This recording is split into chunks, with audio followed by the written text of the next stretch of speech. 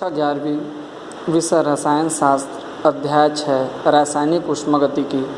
अगला विषय विभिन्न प्रक्रमों में एंथैल्पी में परिवर्तन। इससे पिछले वीडियो में हमने एंथैल्पी के बारे में पढ़ा था। विभिन्न प्रक्रमों में किस प्रकार एंथैल्पी परिवर्तन को परिभाषित करते हैं, आइए देखें। पहला होता है संभवन की ऊष्मा या संभवन की एंथैल्पी। जब कोई यौगिक का एक मोल अपने अवयवी तत्वों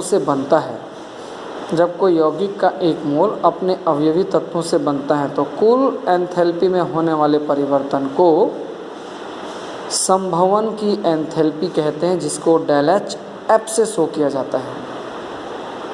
अगर यहीं पर इस पूरे प्रक्रिया के दौरान एक वायुमंडलीय दाब और 0 डिग्री सेंटीग्रेड ताप लगा दिया जाए तो इसी को मानक संभवन की एंथैल्पी भी कहा जाता है, जिसे आगे जाके आप डेल एच एफ नॉट से प्रदर्शित करते हैं।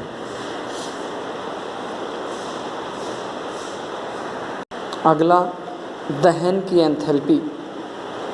दहन की एंथैल्पी क्या है? जब किसी पदार्थ का एक मोल पूरी तरह ऑक्सीजन की उपस्थिति में जल जाता है या ऑक्सीकृत हो जाता है तो इस प्रक्रिया में उत्सर्जित ऊष्मा उस पदार्थ की दहन एंथैल्पी कहलाती है।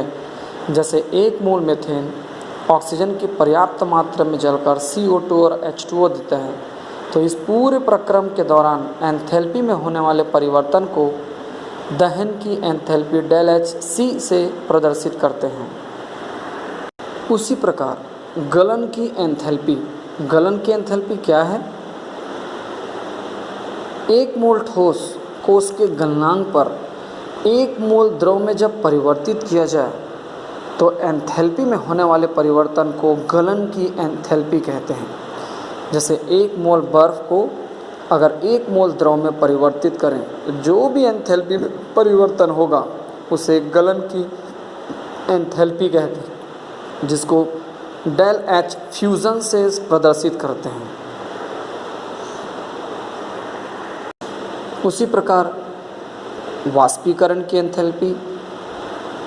एक मोल द्रव अपने क्वथनांक पर जब एक मोल गैस में परिवर्तित होने वाला होता है तो ऊष्मा में होने वाले परिवर्तन को वाष्पीकरण की एंथैल्पी कहते हैं। इस बार H2O लिक्विड से गैसीय फॉर्म में प्रदर्शित हो रहा है तो एंथैल्पी में होने वाला जो भी परिवर्तन है उसे वाष्पीकरण की एंथैल्पी कहते हैं। ठीक उसी प्रकार से अंतिम है ऊर्ध्वपातन की एंथैल्पी। ऊर्ध्वपातन की एंथैल्पी जब एक मोल ठोस अपने गलनांक से कम ताप पर एक मोल गैस में परिवर्तित हो जाता है तो एंथैल्पी में होने वाले परिवर्तन को ऊर्ध्वपातन की एंथैल्पी कहते हैं। जैसे नैप्थलीन ठोस अवस्था से गैसीय अवस्था में परिवर्तित हो रहा है और 73 किलो जूल प्रति मोल ऊर्जा मुक्त हो रही है, जिसे ऊर्ध्वपातन की एंथैल्पी कहते हैं।